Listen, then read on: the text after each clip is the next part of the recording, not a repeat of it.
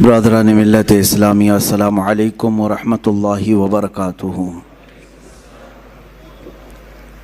الحمدللہ الحنان المنان الذي خلق الانسان وعلمه البیان والصلاة والسلام على رسوله سید الانس والجان وعلى آلہ واصحابہ ذوی الخیر والاحسان، اما بعد فأعوذ باللہ من الشیطان الرجیم، بسم اللہ الرحمن الرحیم۔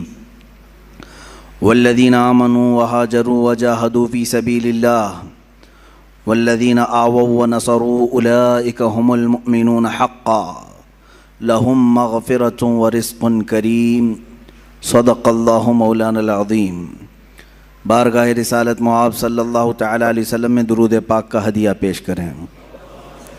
اللہم صلی علی سیدنا و مولانا محمد معدن الجود والکرم وآلہ واصحابہ الکرام وابنہ الکریم وبارک وسلم صلاة دائمة سرمدا ابدا۔ عزیزان گرامی وقار، مجالس عشرہ محرم جو ہر سال منعقد ہوتی ہیں، ان کا ایک سب سے بڑا عظیم پیغام یہ ہوتا ہے، ان مجالس کا، ان محافل کا سب سے عظیم پیغام، ایک بہت بڑا میسیج سننے والوں کو یہ دیا جاتا ہے کہ حسین اعظم کو یاد کرو، رونے دھونے کے لیے نہیں بلکہ حق بولنے کے لیے۔ اس کا سب سے بڑا میسیج یہی ہے کہ ان کا کردار اس انداز سے قوم مسلم کو بتایا جائے کہ سید الشہداء امام عالی مقام امام حسین رضی اللہ تعالیٰ عنہ شہید ہونے کے باوجود بھی قرآن کی آیات کے اعتبار سے بھی اور ہمارے آج معاشرے میں دیکھنے کے اعتبار سے بھی ہمارے درمیان وہ زندہ پائے جاتے ہیں۔ اللہ کی راہ میں جو مارے جائیں انہیں مردہ نہ کہو، یہ تو آپ نے سنا ہے۔ تو اس پیغام کے تحت ہمیں بولنا وہی چاہیے کہ جس سے حوصلے جوان ہوں، مومنین کے حوصلے بڑھیں، کمزوری کی طرف نہ جائیں۔ آج میں گفتگو کرنا چاہوں گا، اور آج کی ہماری تقریر ان تمام مجاہدین اسلام کے نام جنہوں نے اپنے تن من دھن سب کی بازی لگائی صرف رضائے رب ذوالجلال کے لیے، اپنے خالق حقیقی کے قرب پانے کے لیے، جنہوں نے اپنا سب کچھ قربان کیا۔ انہی کے متعلق اقبال نے کیا خوب کہا، آئین جواں مرداں حق کوئی و بے باکی، اللہ کے شعروں کو آتی نہیں روباہی۔ وہ اللہ کے شعر ہیں جن کو لومڑی پن نہیں آتا، وہ 10 کے مجمع میں بھی وہی بولیں گے، 1000 کے مجمع میں بھی وہی بولیں گے۔ اللہ کے کچھ بندے ہیں جن کے متعلق قرآن بھی کہتا ہے، من المؤمنین، اللہ تعالیٰ فرماتا رجال صدقوا ما عاہدوا اللہ علیہ، کچھ لوگ ہیں ایسے جنہوں نے اللہ کے ساتھ کیا ہوا وعدہ پورا کر دکھایا۔ وہ کون ہیں؟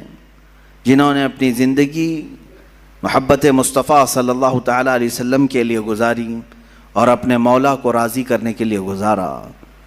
عزیزان گرامی، ایک بہت لمبی فہرست ہے، میں ان تمام مجاہدین کو سبقاً نہیں بتا پاؤں گا، اجمالاً ضرور عرض کروں گا۔ سب سے پہلے مجاہدین کے کردار میں جو سب سے سر فہرست نام آتا ہے وہ محمد الرسول اللہ صلی اللہ علیہ وسلم کا، اس لیے کہ جہاد زندگانی میں روح اگر کسی نے پھونکا ہے تو وہ میرے رسول پاک نے۔ صحابہ کے دلوں کے اندر قوت ایمانی پیدا کی ہے اور انہیں جوش و ولولہ اور جذبہ عطا کیا ہے، تو یہ رسول پاک کی نظروں کا اثر ہے۔ میرے آقا صلی اللہ تعالیٰ علیہ وسلم کی بارگاہ میں رہنے والے یہ وہ صحابہ، بظاہر اسباب ان کے پاس کچھ بھی نہیں تھے، مال و دولت کی شدت سے کمی تھی، بسا اوقات ایسا بھی ہوا ہے کہ ان کے پاس کھانے کے لیے کھجوریں تک نہیں رہ گئی ہیں، ایک کھجور ہے اسی کھجور پر 10 لوگ گزارا کر رہے ہیں۔ ایسے حالات بھی آئے۔ رسول مختار صلی اللہ تعالیٰ علیہ وسلم کے ان صحابہ کو مجاہدین کی سب سے اعلیٰ فہرست میں ہم شامل کریں، شمار کیے جائیں تو بالکل یہ کوئی بھی بعید از قیاس نہیں ہے اور نہ ہی مبالغہ آرائی ہے۔ صحابہ اکرام رضوان اللہ تعالی علیہم اجمعین جن کے ہر ادا کو آج قوم مسلم کو چاہیے کہ وہ آئیڈیل بنائے اور اپنی زندگی کا نمونہ حمل بنائے۔ حضور اکرم صلی اللہ تعالی علیہ وسلم کے ان صحابہ کی جو تربیت ہوئی ہے، آپ تصور کر سکتے ہیں، سوچ سکتے ہیں کہ جو اپنے گھر بار چھوڑ آئے ہیں، جن کے پاس مالی اور معاشی اعتبار سے بہت زیادہ تنگ دستیاں ہیں، لیکن جب وہ جنگ میں اڑ جاتے تھے، اللہ اکبر، انہی کے متعلق کہا، یہی وہ صحابہ تھے جن کے متعلق اقبال یوں کہتا ہے، ٹل نہ سکتے تھے جنگ میں اگر اڑ جاتے تھے، پاؤں شیروں کے بھی میدان سے اکھڑ جاتے تھے۔ یہ وہ جماعت تھی جن کا یہ نعرہ تھا، تجھ سے سرکش ہوا کر کوئی تو بگڑ جاتے تھے، حق سے سرکش ہوا کوئی تو بگڑ جاتے تھے، ارے تیغ کیا چیز ہے، توپ سے بھی لڑ جاتے تھے۔ یہ ان کا خوف نہیں تھا، مختصر سے ضرور تھے، طاقت اور اسباب میں کم تو ضرور تھے، لیکن ایمان کا جو ولولہ ان کے اندر تھا، دنیا کی کسی قوم کے اندر وہ نہیں پایا گیا، کسی قوم کے اندر نہیں پایا گیا۔ سلام ان مجاہدین کی تربتوں پر، قیامت تک مولا ان کی قبروں پر رحمت و انوار کی بارشیں فرمائے۔ عزیزان گرامی، رسول مختار صلی اللہ تعالی علیہ وسلم کی کیمیا اثر نظروں نے انہیں جس پائے کا بنایا تھا، سچ کہا شاعر نے، خود نہ تھے جو راہ پر اوروں کے ہادی بن گئے، کیا نظر تھی جس نے کہ مردوں کو مسیحا کر دیا، ایک عرب نے آدمی کا بول بالا کر دیا، خاک کے ذروں کو ہمدوش سریا کر دیا۔ یہ مصطفیٰ کریم صلی اللہ تعالی علیہ وسلم کی کیمیا اثر نگاہ تھی کہ جو صحابہ اکرام رضوان اللہ تعالی علیہم اجمعین کو بہت ساری خصوصیات کا حامل بنایا۔ وہ لوگ جو مدینے میں یا مکے میں پہلے چھوٹی چھوٹی باتوں پر لڑ جاتے تھے، 120 سال تک کے ان کی جنگیں ہوتی تھیں، بڑے ان کے اندر برائیاں پائی گئی ہیں، عرب کے معاشرے میں سنتے رہتے ہیں آپ تاریخ، لیکن وہ انقلاب کیسا تھا جس کو میرے آقا صلی اللہ علیہ وسلم نے انہی صحابہ کے درمیان پیش کیا، اور اس جماعت کو ایسا تیار کیا کہ ان کا مثل اور ان کا مثیل آج تک کوئی نظر نہیں آتا۔ صحابہ اکرام رضوان اللہ تعالی علیہم اجمعین، ان میں جو مجاہدین صحابہ ہیں، ان میں سے مختصر چند صحابہ کی سیرت لیتے ہوئے ہم آگے بڑھتے ہیں۔ اسلام کیسے پھیلا ہے، اسلام کیسے پھیلا ہے؟ آج یہاں مسجد میں بیٹھ کر کے کچھ لوگ یہ سمجھتے ہیں پھولوں کی سیج پر سج کر ہمارے گھر میں آ گیا ہے، ہم باپ سے مسلمان ہیں، ماں سے مسلمان ہیں، اور اب تو لوگوں کو، ہمارے بچوں کو ایسا بھی لگتا ہوگا کہ بڑے کا گوشت کھانے والا مسلمان ہوتا ہے۔ آسان کام تو ہے میرے عزیزو، اس اسلام کو ہم تک پہنچانے کے لیے جن مجاہدین نے اپنے مجاہدانہ کارنامے نمایاں انجام دیے، ان کی ایک بڑی لمبی فہرست ہے، طویل فہرست ہے۔ آج جو تم سکون کے ساتھ مسجدوں میں نمازیں ادا کر پاتے ہو، یا پھر تمہارے گھروں میں آج دین اسلام کی جو بہاریں ہیں، ان کے پیچھے قربانیوں کی ایک لمبی قطار ہے، قربانیوں کی ایک بہت لمبی فہرست ہے۔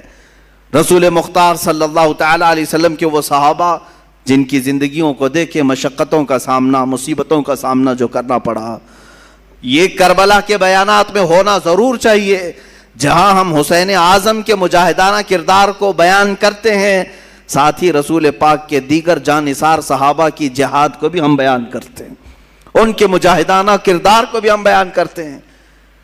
اس کی وجہ یہ ہے کہ میرے عزیزو، صحابہ اکرام اور اہل بیت ہمارے لیے دونوں ہی عظمت کے حامل ہیں، اور ان دونوں کے ساتھ ہی ہم جنت کے طلبگار ہیں۔ میرے آقا صلی اللہ تعالی علیہ وسلم کے یہ چند صحابہ جن کے کردار کے متعلق میں عرض کر رہا ہوں، اے نوجوانوں، وہ معاشرہ کیسا تھا جس میں باپ اور بیٹا اس بات پر لڑ رہے ہیں کہ کل بدر میں مجھے جانا ہے کہ تم کو جانا ہے۔ کوئی کھیل کے گراؤنڈ میں نہیں جا رہے تھے، بدر کے میدان میں، مدینے سے 160 کلومیٹر کی دوری ہے، باپ اور بیٹا رات کے وقت گھر میں لڑائی کر رہے ہیں اس بارے میں۔ بیٹا کہتا ہے نہیں، میں رسول پاک کے ساتھ جاؤں گا، باپ کہتا ہے نہیں، میری عمر زیادہ ہے، میں رسول پاک کے ساتھ جاؤں گا۔ بیٹا کہتا ہے آپ بوڑھے ہو چکے ہیں، جوانوں کی وہاں ضرورت ہے۔ ان دونوں کی تکرار ہوتی رہی، یہاں تک کہ دونوں نے قرآن اندازی کی، चिट्ठी डाली जाए, जिसका नाम निकले वो जाए हुजूर के साथ। अजीज़ान गिरामी, कुरान अंदाजी की गई। एक बार जब चिट्ठी डाली गई तो उस जवान का नाम आया, दूसरी बार डाली गई फिर उसका नाम आया, तीसरी बार डाली गई फिर उसका नाम आया। तो फिर जो बूढ़े थे, बाप थे, वो झिल्ला करके कहते हैं ये कुरान अंदाजी सही नहीं हो रही है, चलो हुजूर पाक के पास जाकर के हम कह लेंगे। उन्होंने ये सोचा कि मैं नबी कौनैन को मना लूँगा।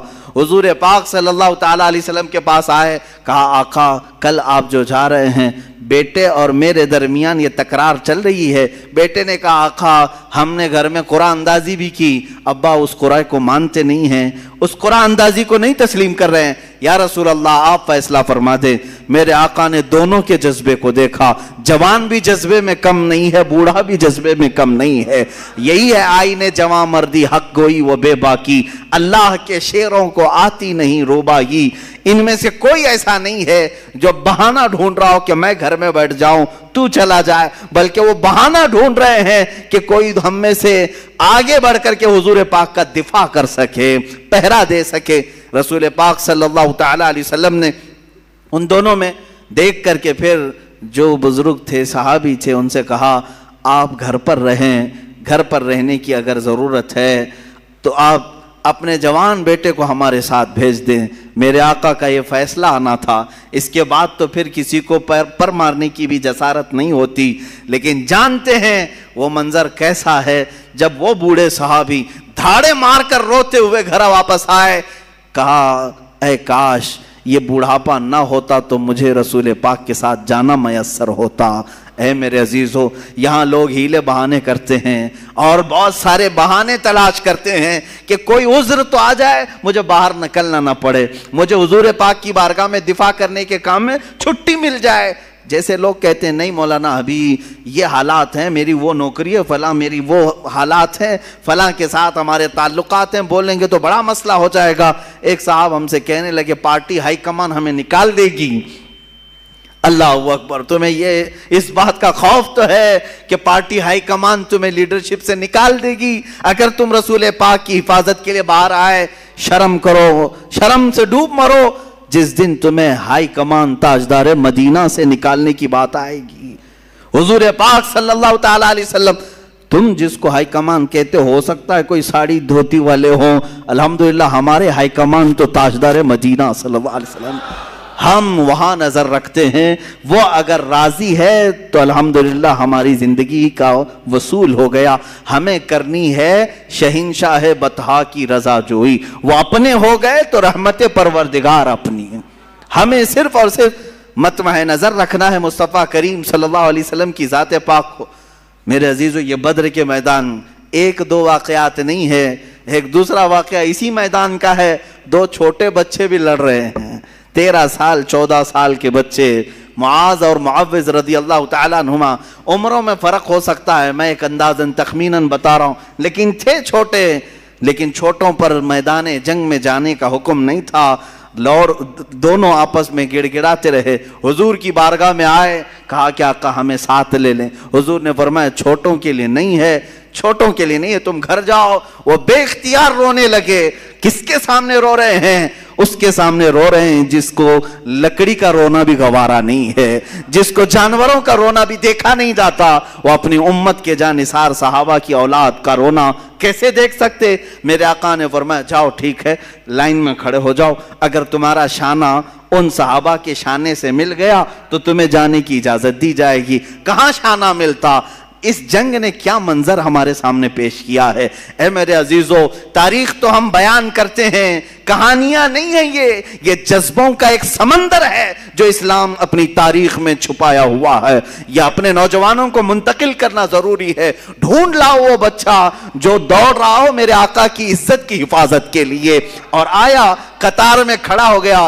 वो दोनों बच्चों को मालूम था हमारे कंधे उनके कंधे से नहीं मिल पाएंगे, लेकिन फिर भी कतार में खड़े हो गए, पंजों के बल खड़े हो गए, यानी एड़ियों को उठा दिया। शाने से शाना नहीं मिला। एक बच्चे ने पत्थर उठा लाया, پتھر اٹھا کر لا کر پیچھے رکھ دیا، دونوں اس پتھر پر چھپکے سے چڑھ گئے اور پنجوں کو اٹھا دیا۔ اب دیکھا شانے سے شانہ ملا، جانے کا بہانہ ملا اور جنت میں ٹھکانہ ملا۔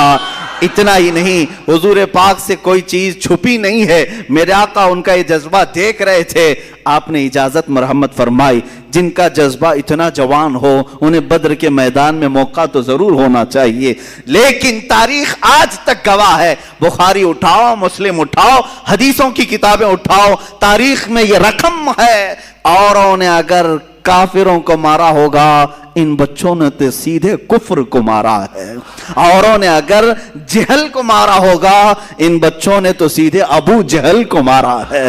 یہی دو بچے تھے جو مصطفیٰ کریم صلی اللہ علیہ وسلم کی محبت میں تڑپتے تھے۔ یہ مجاہدین کا کردار ہے۔ جہاں میں کہتا ہوں اب آپ کے سامنے یہ دو بچوں کو میں رکھ دیا تو اب کسوٹی پرکھ کر کے بتاؤ اے مسلمانوں کسے میدان میں اترنا چاہیے؟ باڈی بلڈر کو، پیسے والے کو، سیٹ والے کو، طاقت والے کو؟ نہیں، مصطفیٰ کریم صلی اللہ علیہ وسلم کی عزت کی حفاظت کے لیے نہ باڈی کا ہونا شرط ہے، نہ عمر کا ہونا شرط ہے، نہ مال کا، نہ سیاست کا، بلکہ صرف جذبہ سچا ہونا شرط ہے۔ میرے آقا صلی اللہ علیہ وسلم کے لیے مر مٹنے کا جذبہ ہو تو پھر بچے بھی میدان میں آئیں تو بڑوں کا کردار ادا کر سکتے ہیں۔ ان بچوں نے جو کردار ادا کیا ہے، ابو جہل کے گھوڑے کو مارا اور نیچے گرا کر اس کے سینے پہ بیٹھ کر اس کی گردن قلم کر دی تھی، تاریخ میں موجود ہے۔ اور ان دو جوان شہزادوں نے، جوان بھی ہم کیا کہیں، ان فوان شباب، ابھی تو ان کے چہرے پر آئے بھی نہیں تھے اتنی جلدی ہی، لیکن کیا ہوا، وہ کیا کہتے تھے جانتے ہیں؟ انہیں پتا بھی نہیں تھا وہ مدینے کے رہنے والے تھے، مکہ کبھی نہیں گئے، مکہ کبھی نہیں گئے، مدینے میں رہنے والے۔ حضرت عبد الرحمن بن عوف اس جنگ میں موجود ہیں، بڑے صحابی ہیں، عشرہ مبشرہ میں سے۔ وہ کہتے ہیں یہ دو بچے میرے پاس آئے، پوچھنے لگے چچا ابو جہل کس کا نام ہے، کون ہے وہ؟ حضرت عبد الرحمن کہتے ہیں میں نے ان سے کہا تم کو اس سے کیا کرنا ہے، وہ سردار قریش ہے، وہ پہلوانوں کا پہلوان ہے، تم کیا کرو گے؟ بچوں نے جو جواب دیا وہ ہمارا درس ہے۔ انہوں نے کہا سنا ہے وہ مصطفیٰ کی شان میں گالیاں دیتا ہے، بس یہی چیز تھی جس کی وجہ سے تلاش میں تھے، حبیب باری صلی اللہ علیہ وسلم کو وہ گالیاں دیتا ہے۔ حضرت عبد الرحمن مسکراتے رہے، دو بچے ہیں اور ڈھونڈ رہے ہیں کس کو، اس زمانے کے بڑے طاقتور پہلوان کو۔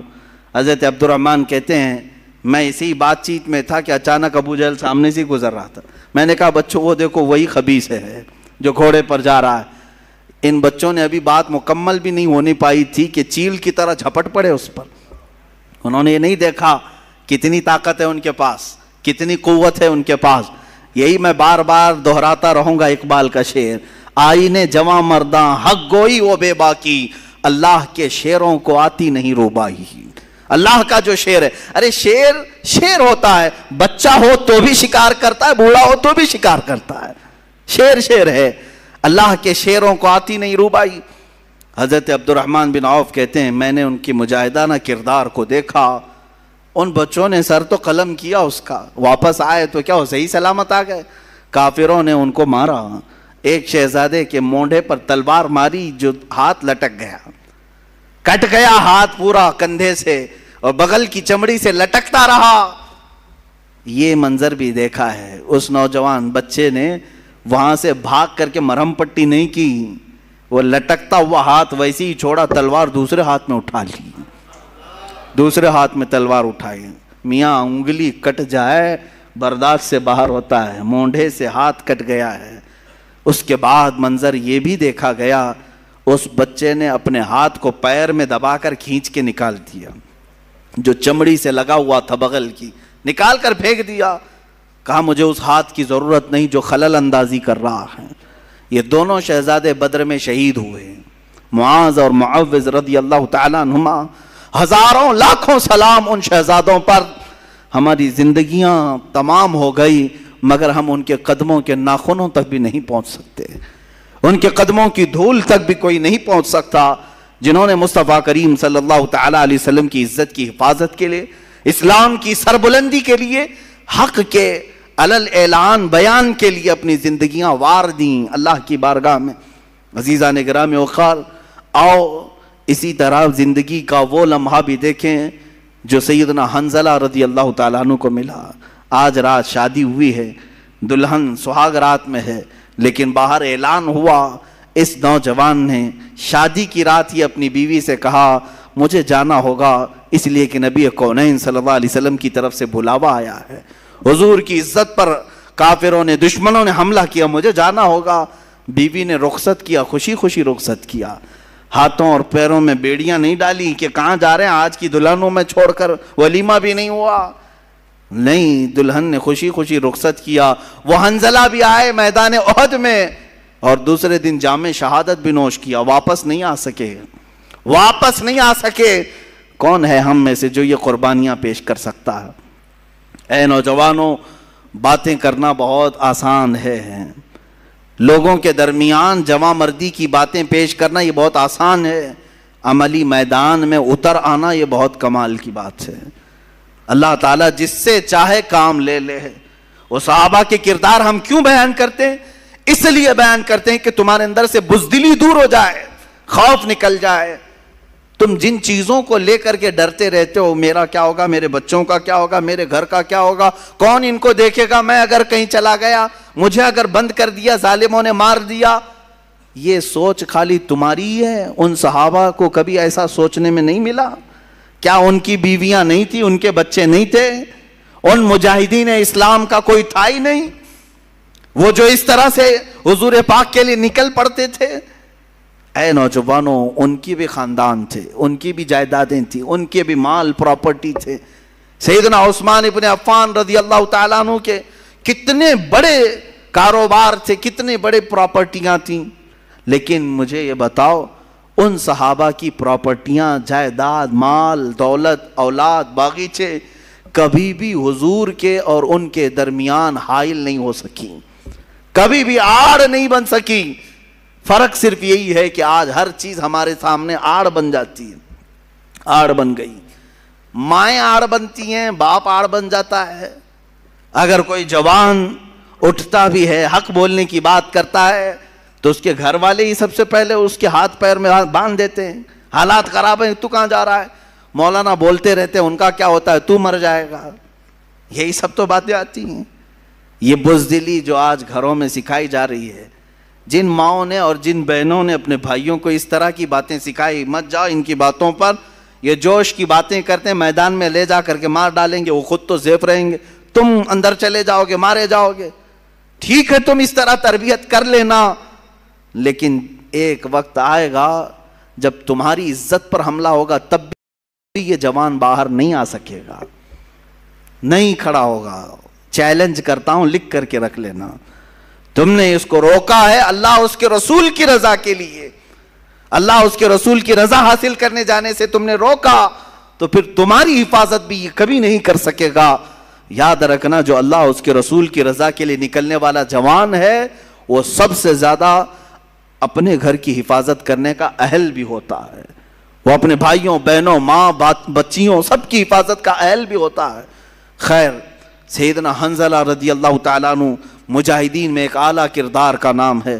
عمار بن یاسر، حضرت یاسر رضی اللہ تعالیٰ عنہ مجاہدین میں ایک اعلیٰ کردار کا نام ہے، اور سیدنا خالد بن ولید سیف اللہ المسلول مجاہدین کے ایک اعلیٰ شخصیت کا نام ہے، جنہوں نے حضور پاک صلی اللہ تعالیٰ علیہ وسلم کے ساتھ جنگیں لڑی، حضور کے زمانے میں بھی، حضور کے بعد بھی۔ یہ ایک ایسے مجاہد کا نام ہے جس سے آج بھی دنیا کانپتی ہے، آج بھی دنیا کانپتی ہے۔ لوگ چاہتے ہیں کہ خالد بن ولید کے اوراق کو بند کر کے رکھیں، کبھی نہ اٹھائیں، ان کا مطالعہ نہ کیا جائے، ان کی سیرت نہ پڑھی جائے، اس لیے کہ معلوم ہے اچھوں کی سیرت پڑھنے کے بعد اثر ضرور آتا ہے، اثر ضرور آتا ہے۔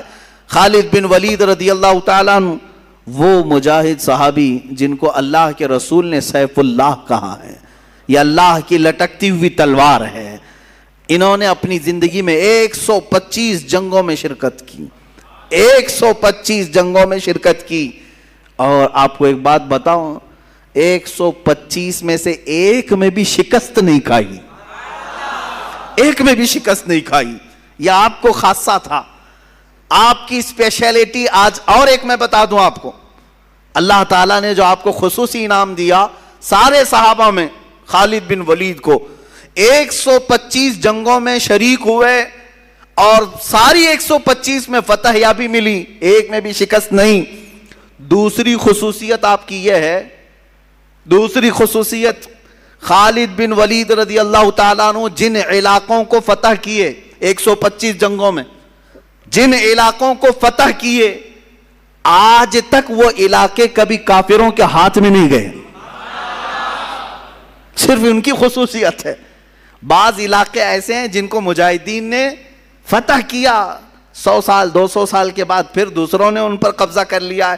ایسے کچھ حالات ہوئے ہیں اور کچھ مقامات ایسے ہیں کہ جیسے مثال کے طور پر ترکی میں کئی مرتبہ ایسے حالات آئے, مصر میں ایسے حالات آئے, اور افریقہ میں کئی مرتبہ ایسے حالات آئے کہ جہاں مجاہدین اسلام نے ان کو فتح کر کے اسلام میں داخل تو کیا, حالات زمانہ کے بعد جیسے بغداد میں ہوا, پھر دوسروں کا قبضہ ہوا, پھر اسلام آیا, ایسا چلتا رہا.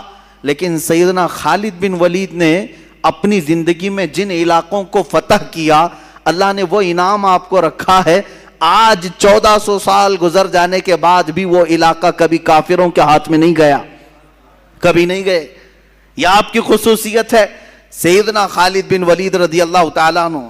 اب ایک بات یہ بھی میں بتا دوں, وہ لڑتے تھے شہادت کے جذبے میں, ہمیشہ شہادت کے شوق میں لڑتے تھے. شہادت کبھی نہیں ملی, آپ شہید نہیں ہوئے. ایک بات یہ بھی, سب سے زیادہ جنگیں لڑنے والے, سب سے زیادہ فتح کرنے والے, سب سے زیادہ سپہ سالاری کرنے والے شہید نہیں ہوئے, شہید نہیں ہوئے.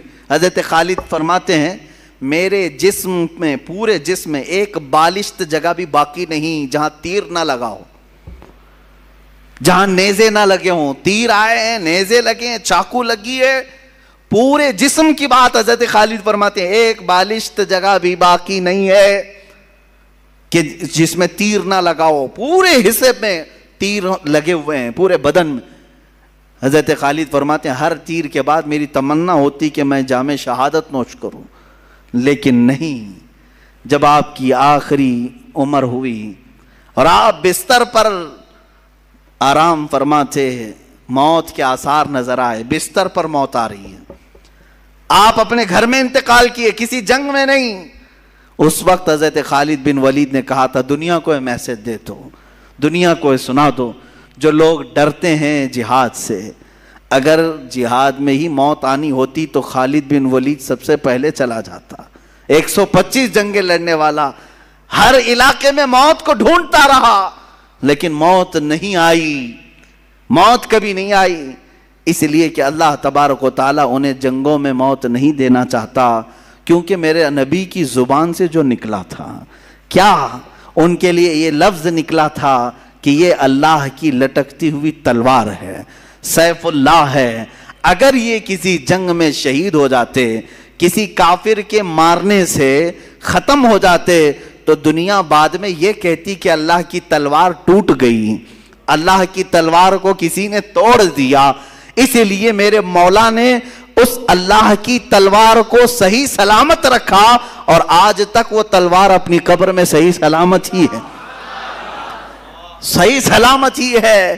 یہ اس بات کا بھی اشارہ ہے کہ رسول اللہ نے جسے اللہ کی تلوار کہا وہ ٹوٹی نہیں ہے, وہ کبھی بھی پھر سے واپس امت میں بیدار ہو سکتی ہے, ہو سکتی ہے. اسی لیے اقبال نے کہا تھا نکل کے صحرا سے جس نے الٹ دیا تھا تخت روما کو, نکل کے صحرا سے جس نے الٹ دیا تھا تخت روما کو, سنا ہے قدسیوں سے میں نے کہ وہ شیر پھر ہوشیار ہوگا, سنا ہے قدسیوں سے میں نے کہ وہ شیر پھر ہوشیار ہوگا.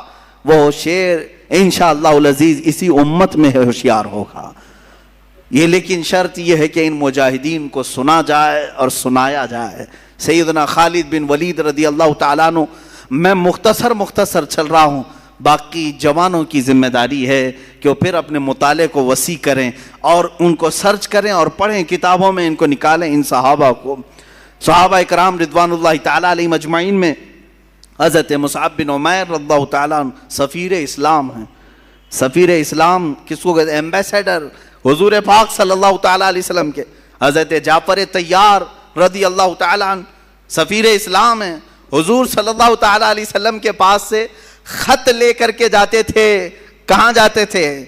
کہاں جاتے تھے؟ چوک میں محلے میں کھڑے ہو کر درس دینے کے لیے نہیں. وہ صحابہ لے کر سیدھے بادشاہوں کے تخت کے سامنے کھڑے ہوتے. بڑے بڑے جو بادشاہ تھے یہ صحابہ کہاں کہاں گئے؟ مصر کے بادشاہ کے پاس گئے, روم کے بادشاہ کے پاس, ایران کے بادشاہ کے پاس, یہ سب خطوط لے کر بحرین کے بادشاہ کے پاس.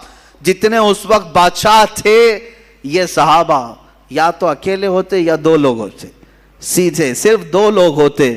میرے آقا صلی اللہ علیہ وسلم کا لیٹر خط لے کر کے جاتے اور بادشاہ کے پاس کھول کر کے پڑھتے. کیا کہتے اس میں؟